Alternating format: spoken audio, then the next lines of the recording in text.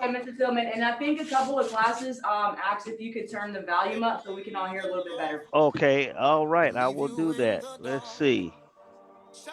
What I'm gonna do is pause it and then let's see what we have here. Okay, I see. Let's get this up. And since they didn't hear it, and we got a few minutes waiting on the classes, let's tell me what you have now.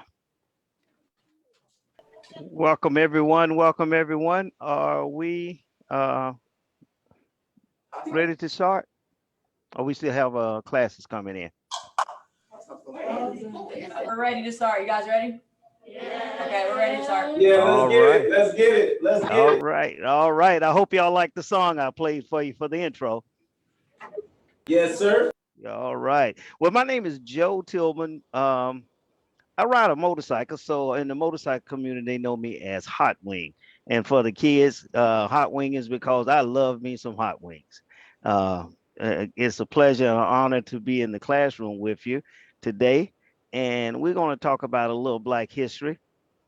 Um, and what I'm going to show you today is going to be history that you probably won't see in your history books. Okay, so we're going to get started here now. I will have questions and answers at the end. So anyone that has a question, you will have an opportunity to ask your questions. And we're going to have a little fun at the same time. Okay, again, my name is Joe, and African Americans or Black Americans have been involved in every, and when I say every, I mean every war that this country has fought from the beginning. When George Washington decided to form his Revolutionary Army, African Americans at that time was part of it.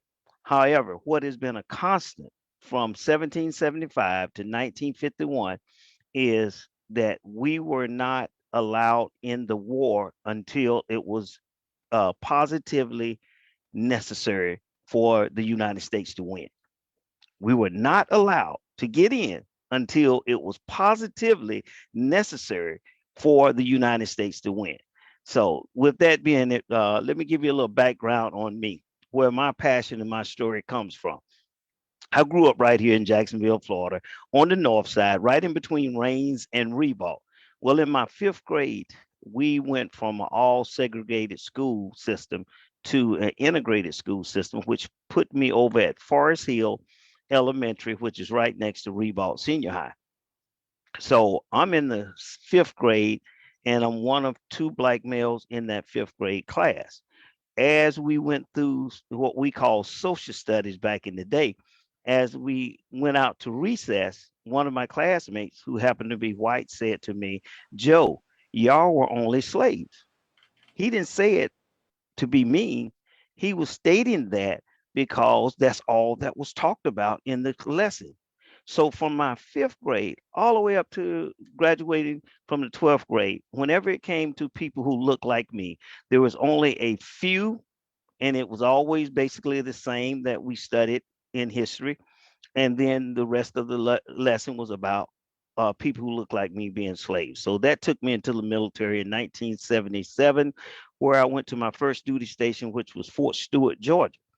My daughter was born while I was in training, and Rochelle was born, and in the center of her chest, right here, was a birthmark. That birthmark looked like this, which is the 24th Infantry patch. It's called a Torah leaf. Because of that Torah leaf patch, uh, my daughter got recognized on Good Morning America. That brought attention to me, and some senior NCOs called me up to ask me some questions. They asked me about the Buffalo Soldiers, and these Black NCOs asked me that question. I said, "Who are they?" And they told me that that was my responsibility to find out. And back then, you couldn't reach on your hip and pull up Google.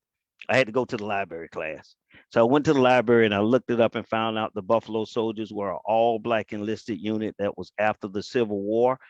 And I hadn't heard nothing about it. And as I read and seen all of the things that they had accomplished, it got me excited. And let's see what we have here. Okay. And so what that led me into my history. And that led me into the passion that I have today. Now, I'm blessed to have a daughter who served. Lisa is my oldest, served 11 years in the Air Force. And our son David graduated from the Naval Academy in 2012, and he's presently an officer over in Japan. So we do have a military family.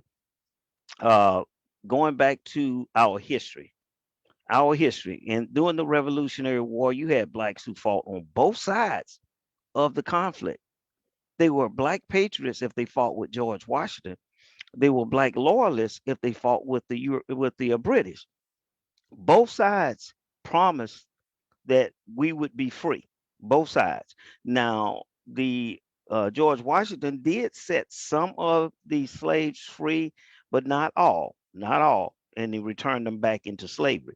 The British took some slaves up to Canada, and that's how some of the blacks from America ended up in Canada and Nova Scotia. Problem being is when they were told about Nova Scotia, it was in the summer. When they got to Canada, it was in the winter. So they were in for a shock. Now, some of those same slaves the British took to Trinidad. So the Trinidadians to this day call them the Americas. Okay. We had about 5,000 patriots of African descent in the Continental Army, Navy, and the Marine Corps.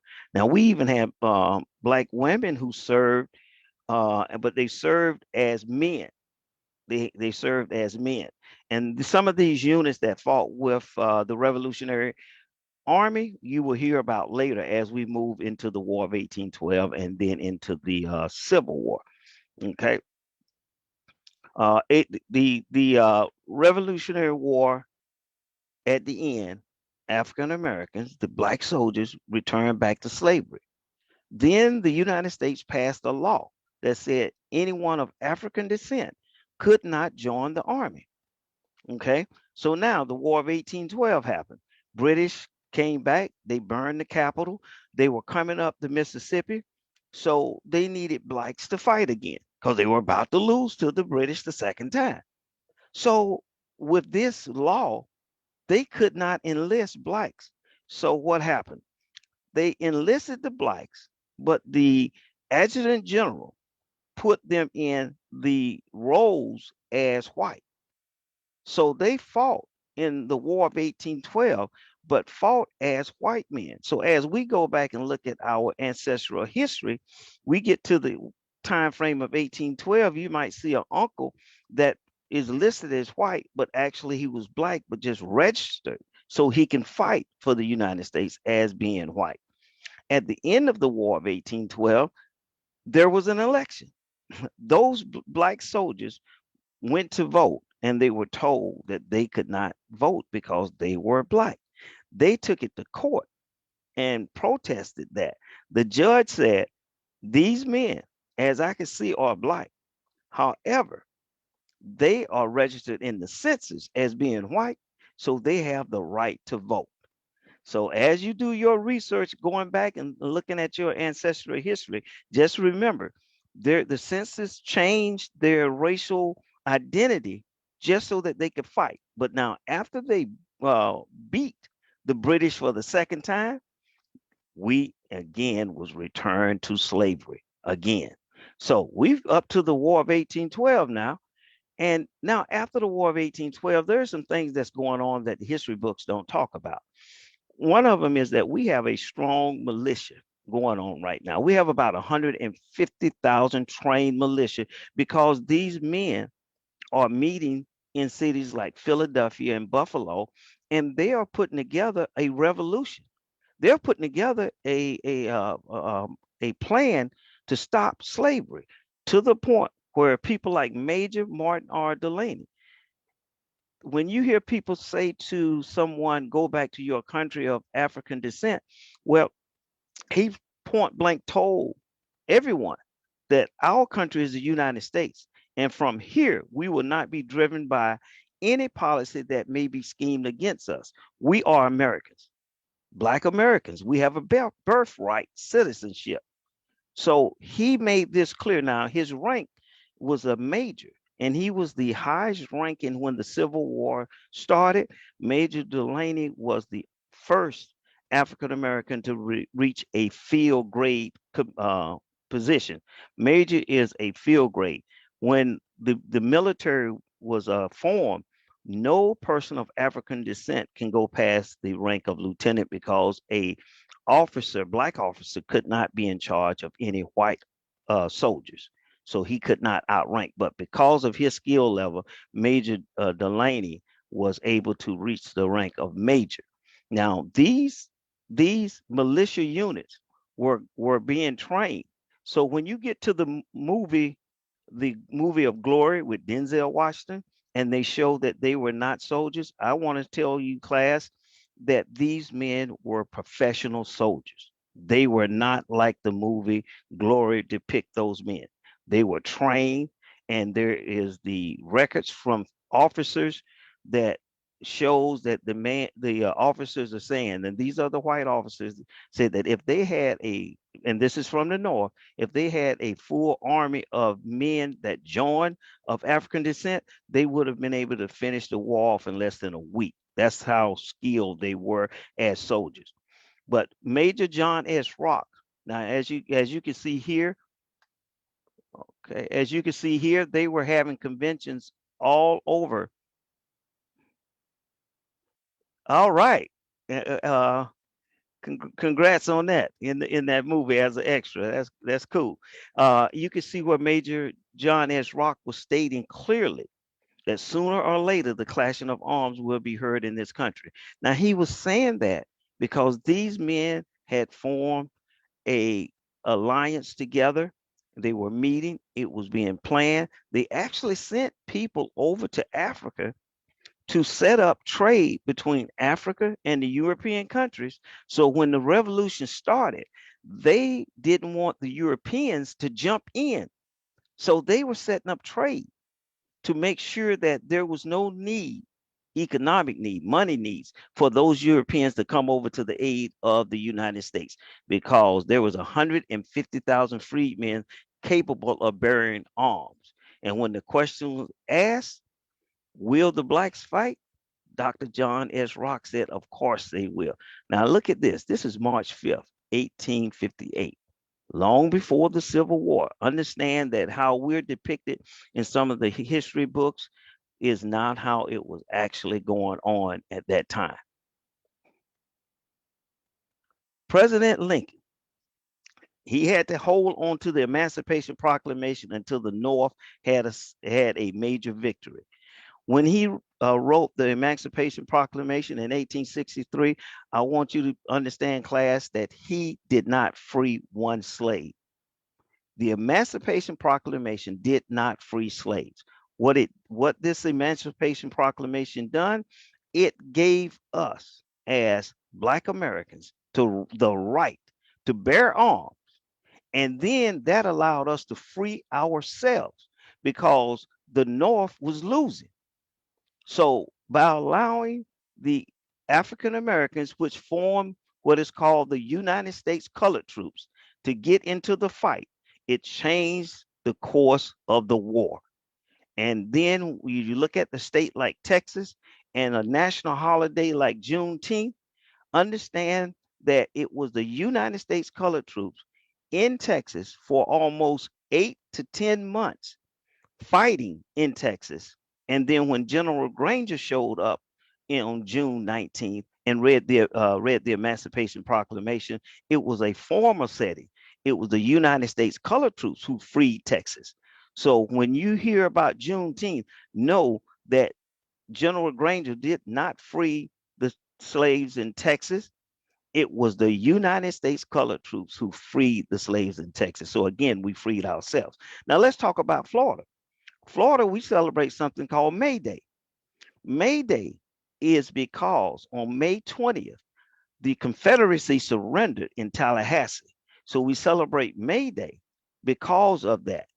And again, it was the 2nd Infantry United States Colored Troops. It was the 2nd Infantry United States Colored Troops who was standing there with the general when the Confederacy freed themselves. Okay, when the Confederacy surrendered. Now, the governor of Florida at that time was so distraught until he committed suicide. He just couldn't take the fact that we would not be enslaved anymore. All right. So Florida played a major role during that time frame. And right on JU's campus, the men of the 54th, there are some are buried there today. Men from the 54th. Okay.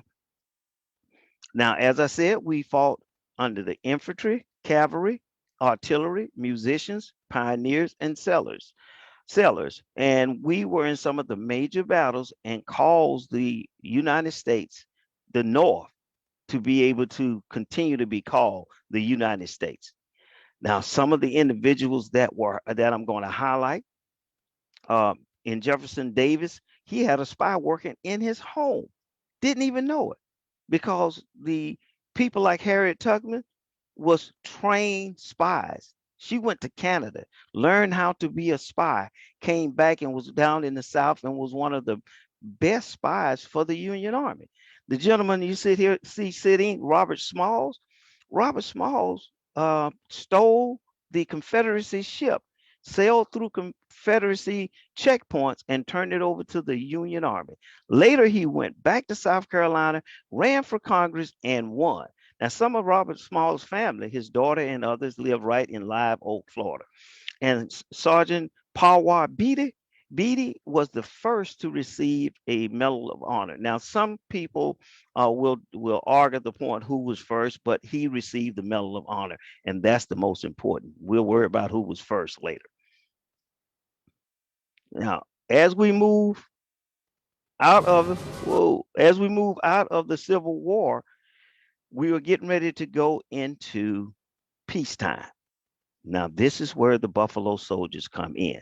I'm going to show you a short video, and then we'll get back into the presentation. So get you some popcorn, get ready, and we're going to watch this video.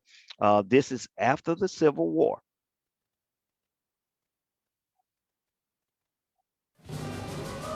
Company A, Buffalo Soldiers! Falling! The buildings here at Fort McCavitt are quiet, long deserted. But once, this was a bustling outpost, part of a huge military experiment, an experiment that was expected to fail. Instead, it produced some of the fiercest fighters in the history of the United States military. The time was the 1860s. The western frontier was steeped in turmoil. The settlers throughout this area were unprotected. Tormented by outlaws, thieves, and hostile Indians, the U.S. government formed 6 regiments of African-American troops, known as the Buffalo Soldiers. It's troops in line for the buffalo, get 'em moving, get 'em moving. Then squadron mass when the bugle blows, moving into line. Gonna fight all day, gonna fight all night. We got Sorry about that, class. our money on the buffalo, somebody bet on the fight.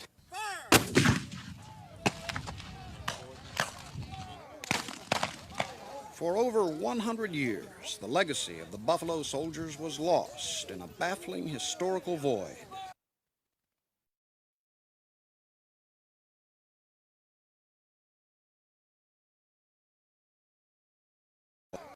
But today, these men are finally getting their due recognition. The true story of the 9th and the 10th Cavalry has been embraced by both scholars and an eager public. The Indian feared them because of his bravery and how he fought. The reason they gave him, they called him the Buffalo Soldier because of the texture of his hair and the dark, fierce eyes. The buffalo had the dark brown eyes and showed no fear. And the black man fought with such ferocity and showed no fear. And that's why the Indian gave them this name, because he feared and respected the buffalo, and he learned to fear and respect the black soldier as well. 75% of the soldiers that settled this area were Buffalo Soldiers. The only white men that were with them were the commanding officers. 75%. Almost all of the forts were manned and built by Buffalo Soldiers. They see on TV, they see all the modern portrays of things, and they see white cavalrymen coming in and doing these things. But what they don't realize, the white cavalrymen did come, but after the Buffalo Soldier had paved the way for him, built the forts for him, built the houses, made the bridges, did the roads, did the work. And now it's so important so that their families will understand the hardships that these men went through and the pride that goes with it.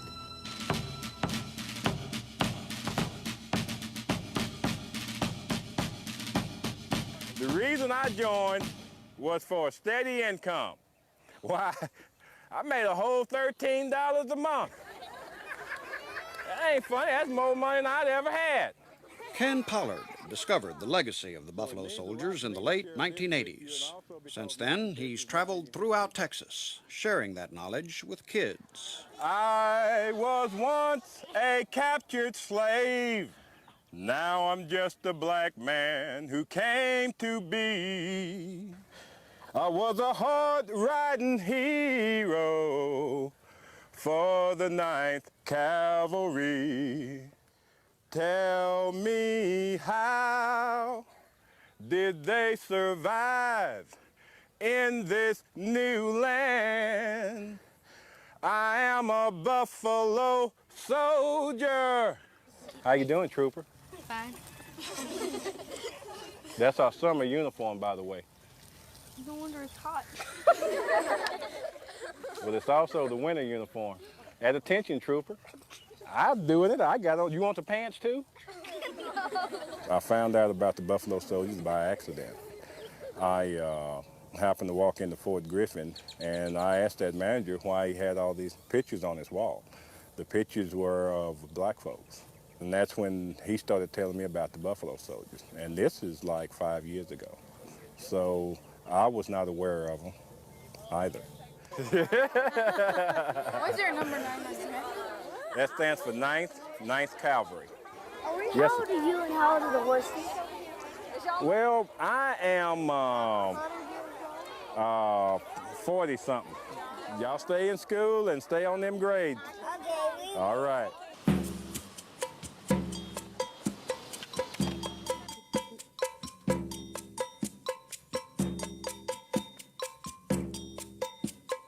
What we are doing is taking the legacy of the Buffalo Soldier into the cities and into the schools. And we feel that sharing this story, that we can instill some pride and resolve in them. These are the Seminole Indian Scouts. They were the best. Let me tell you, between 1860s and 1890s, during the Indian Wars period, they fought 24 battles, and they never lost a man. They were that good. They never lost a man. It was 200 Buffalo Soldiers against 900 Kickapoos, Comancheros, and Mescaleros. 900 against 200 Buffalo Soldiers. And we won in 3 hours. Well, how come this ain't up in our social studies book? Because I take Texas history. But much of our history did not get into the history book. Yeah, I think there's a lot of people who feel left out.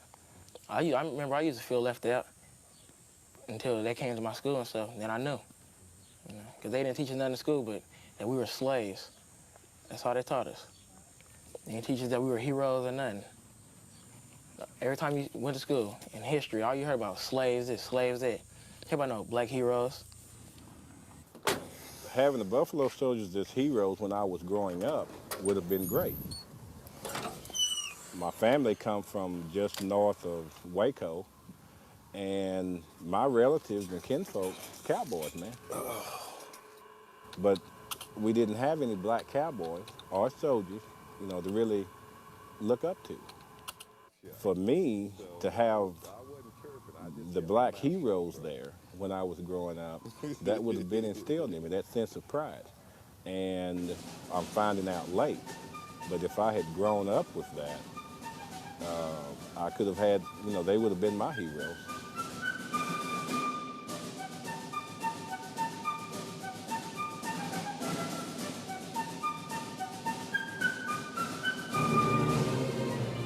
From slavery to glory. I picked cotton, farmed, and could not read or write. I am a soldier now. I have eagles on my button, U.S. on my buckle, and I can carry a gun and fight for my country. The question I pose to you today is, what are we fighting for today? When we kill each other in gang wars, what are we fighting for? The Buffalo Soldiers fought not only the Indian and outlaws, but racism and prejudice. We had a job to do, and we done it. Mark, position, move. Ready. Aim. Fire. It seems ironic that 130 years after the Buffalo Soldiers made their quiet mark in history, their greatest victory may be in the present, fought not with bullets, but with a legacy of honor, courage, and integrity. All right, class, what you think about that? And let's just go here. I've got something for you. Did you like that? Yes. All right. Okay, I got something for you right now. I'm going to bring on the screen, and I want you to take a close look at it. And uh-oh, sorry about that. Let me get rid of this background. My mistake. I need to get rid of the background.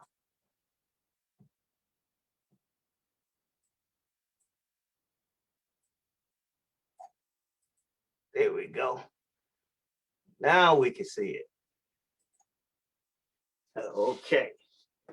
Let's see if I can get it up closer to you. And let's see if we can get this light. What you see? What do y'all see? Okay. Can you pick out the face of that person on the front horse? Can you see it? Is that you? No. Can you see it? Is it clear? We see it. That's the cavalry. We see it. Yeah, but look at the face. Can you see the face? The man that was just on the show. Okay, that person leading. The person on that lead horse is Martin Luther King. And Frederick Douglass. Yeah. So this is just. Hey, Martin Luther. Yes, that is. Can you see? So there are different figures on the horse from our Black history, from President Obama to Nelson Mandela to Rosa Parks. So each one of the horses has a historical figure riding on it. And I just want to share that with you. Okay, let's get back to the presentation.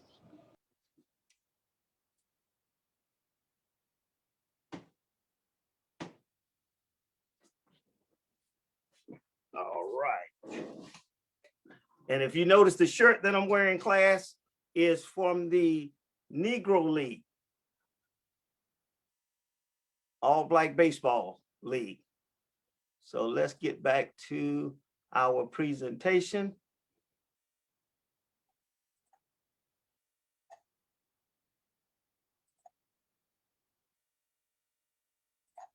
All right.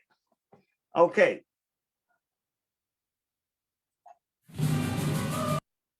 The Buffalo Soldiers was the all-Black enlisted unit after the Civil War.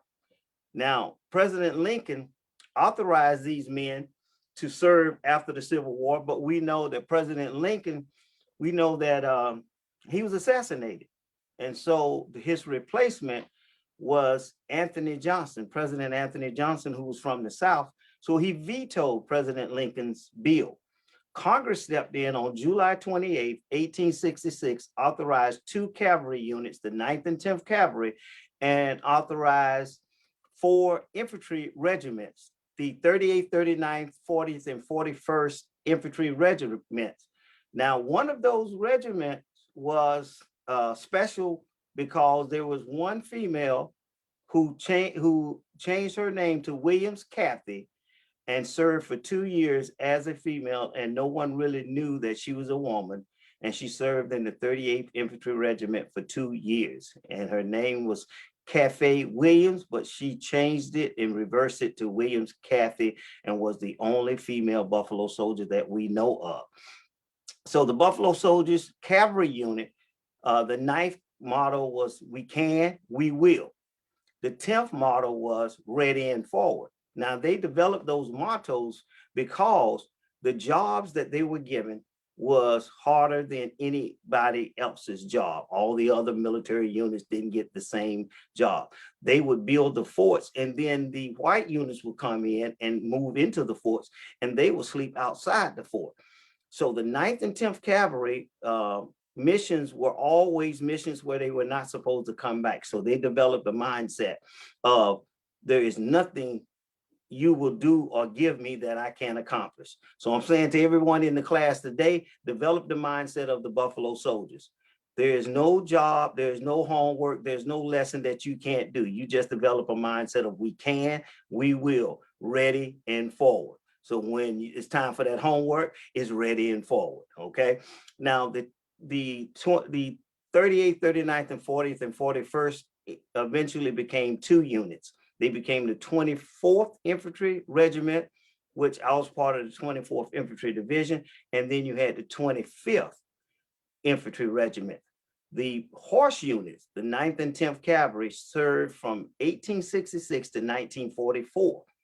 The infantry served from 1866 to 1951, with the 24th being the last one to be effective or active. Now, the Buffalo Soldiers came right here to Florida, right in Tampa. If you ever go to Tampa, you Google the Buffalo Soldiers marker and you will see the marker. Why were they in Tampa? Is because the Spanish-American War took place, and the Buffalo Soldiers was the most experienced cavalry unit going over to Cuba. However, the United States wasn't prepared to fight outside of the United States, so the Buffalo Soldiers had to leave their horses in Tampa, and they all fought on foot. Teddy Roosevelt and the Rough Riders were the only ones to take their horses to Cuba. In our history books, they say Teddy Roosevelt and the Rough Riders charged up San Juan Hill, but in truth, in actual history, Teddy Roosevelt was on Kettle Hill, and the Buffalo Soldiers was on San Juan Hill. The Buffalo Soldiers secured San Juan Hill with other units, and Teddy Roosevelt came over after the fight and was actually escorted up San Juan Hill by the Buffalo Soldiers. And when he got to the top of San Juan Hill, there was a Buffalo Soldier standing there with the United States flag and his unit flag. So for everyone that in the class, I want you to hear it clear and loudly. Teddy Roosevelt and his Rough Riders, who were not that rough, did not charge up San Juan Hill. It was black soldiers who conquered San Juan Hill.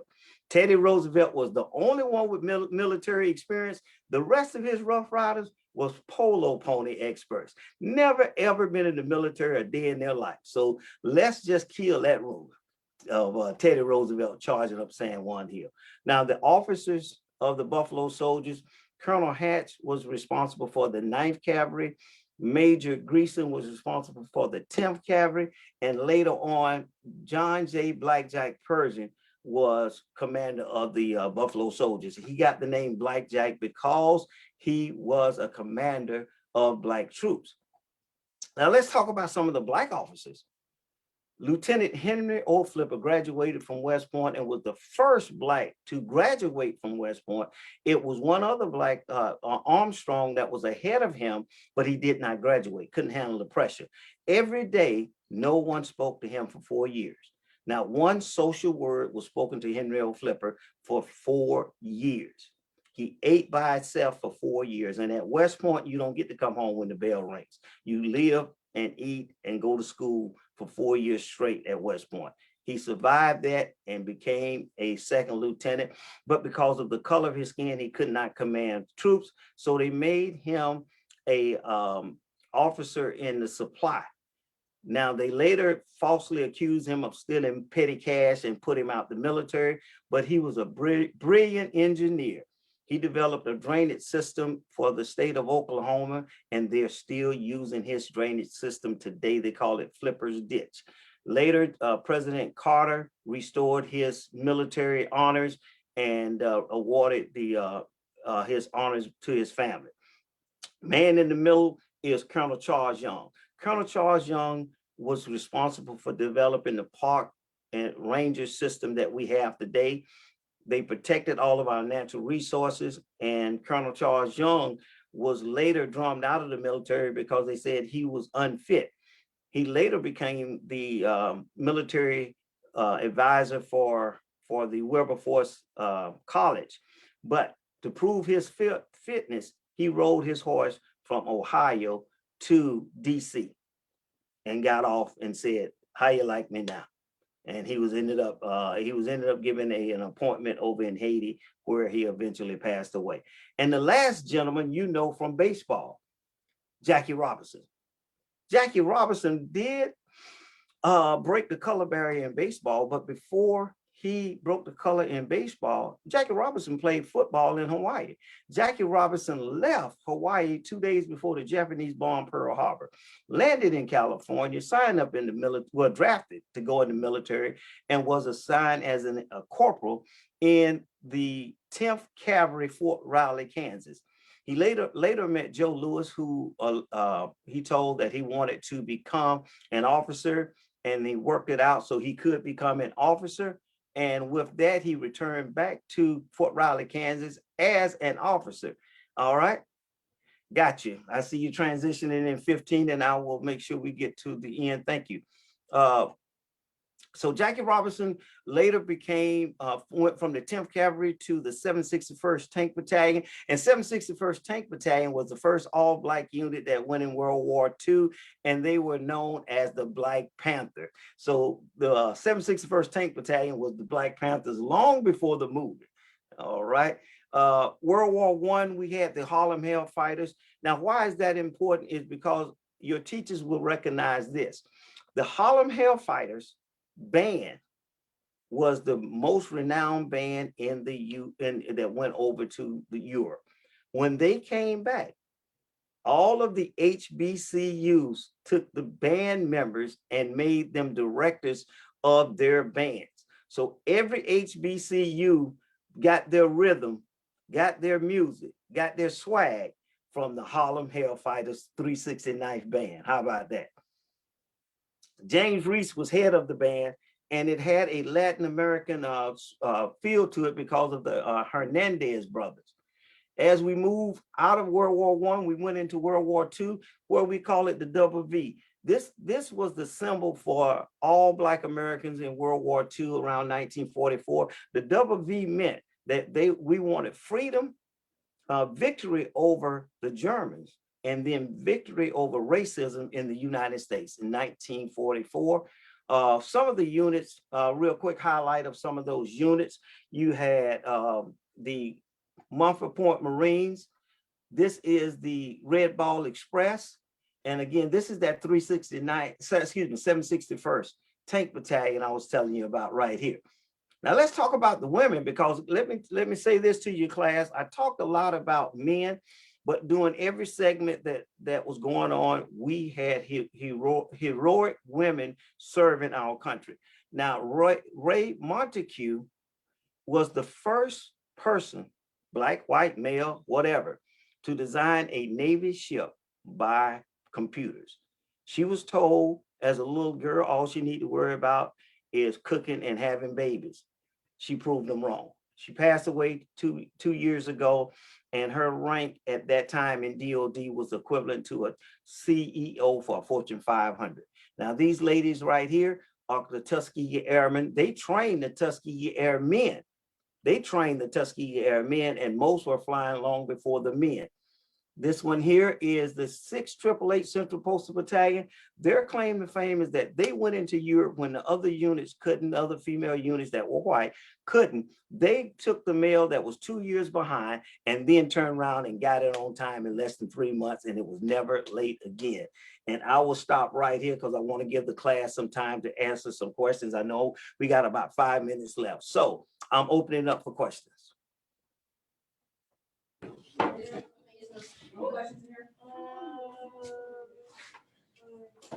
Any questions?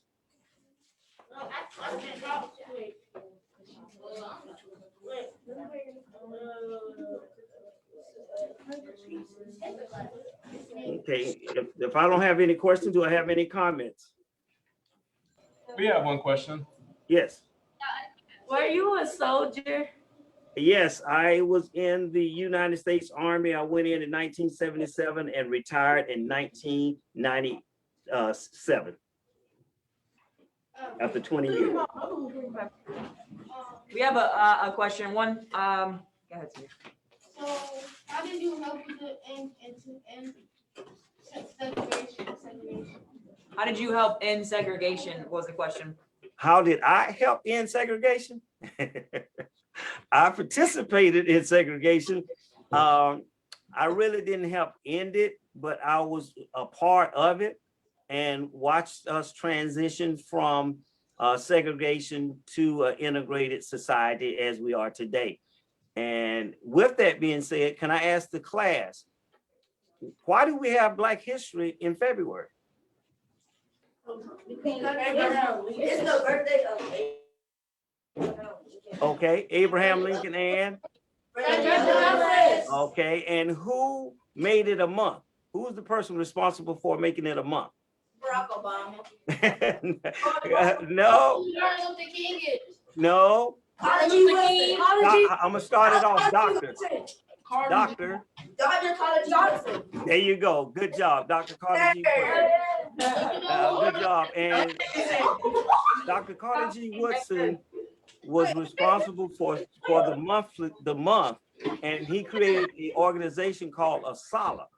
ASALA is responsible for giving us the theme for Black History Month every year. All right, so do I have any other questions before we end? The TV not color screen, dummy. I think that's it, Mr. Sylvan. All right, Clay. Well, I appreciate y'all for giving me a chance to enter the classroom with you today. Thank you so very much, and I look forward to everyone in the class seeing you in history, being either doctors, lawyers, senators, whatever your desire is. I know you have the ability to do it. Again, thank you. Guys, tell Mr. Summon thank you, guys. Thank you. All right, thank you. Yeah. Thank you. All right, thank you. Y'all have a great day. Appreciate it. And I'm gonna let the classes log off. Thank you, Mr. Thank you. You're welcome. Thank you. And I'll let the classes log off. And we again thank everyone for being at the class. Appreciate it. All right. Thank you. All right. All right. We want to thank all the students for coming in, and we'll let the classes log off. I do have some other folks that were not in the class, and I want to just talk with them. So we want to end there. For teachers, if you go ahead and log off, we want to thank you again. We appreciate you giving me an opportunity.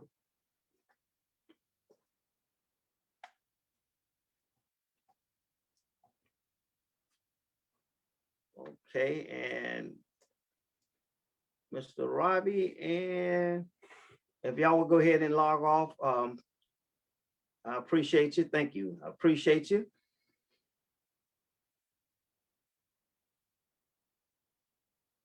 And for all of the, thank you, sir. Mr. Robbie, if you would go ahead and log off, I thank you. Appreciate you. And those that were listening in on the class that I gave to the students, I appreciate you as well this morning. Just want to thank you again. My name is Joe, and my company is JNet Enterprise. You can look me up at www.joetillman.com, and you can book any one of my services online. I do presentations as well. The two businesses are family planning and with Next Health Plan, which is a nationwide plan. So Next Health is a nationwide plan, Next Health is Florida, Georgia. It's an insurance health plan. It's affordable, less than Obamacare or Biden care. Family burial plan is nationwide. So I had that backwards. You can book your appointments here online. We cover the whole United States. And if there's anyone that is looking for additional income and want to sell from home, this is something that you can reach out to me for as well. Again, want to thank the students for giving me a chance to do the presentation for them for Black History Month, something that I'm very passionate about. And just know that we do Black History 365. We just promote it in February, just like you do your birthday, but it is not just for February. Black History is 365, 7 days a week. With that being said, thank you everyone, and we're going to close out here.